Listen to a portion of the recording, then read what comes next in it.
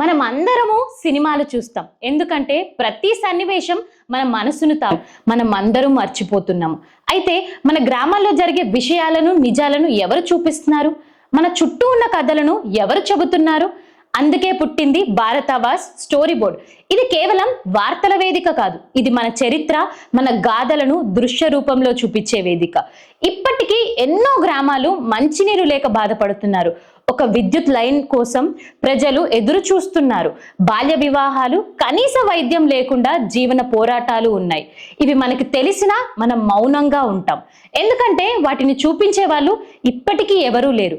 అందుకే మేము కథలు చెబుతాము, దృశ్యాలుగా చూపిస్తాము. మాటల కన్నా బలమైనవే చూపించే సత్యాలు, వాస్తవ జీవిత గాథలు, మరుగుబడిపోయిన చరిత్రలు, గ్రామీణ అవగాహన కథనాలు, పరిశోధాత్మకత కథలని రూపకల్పంగా చూపిస్తాం. ఒక పాఠశాల ఎందుకు మూతబడిపోయింది? ఒక చెరువు ఎందుకు శుభ్రంగా లేదు? ఒక అమ్మ ఎందుకు ఇంకా చీకట్లో నడుస్తుంది? ప్రశ్నలు ఉండవచ్చు, కానీ మేము చూపించే దృశ్యాలకు సమాధానం తప్పదు. ఇది మీకోసం కాదు, మీ గొంతుకకు ఒక రూపం చూపించడానికి. మీ సమస్యలు తెరపై ప్రణాళికగా చూపిస్తాము.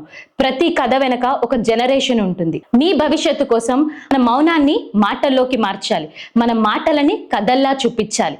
భారతావాస్ స్టోరీ బోర్డ్ నిజం వినిపించే గొంతు కాదు, కనిపించే కథ. ఇప్పుడు వినిపించండి, కనపడేలా మాట్లాడండి.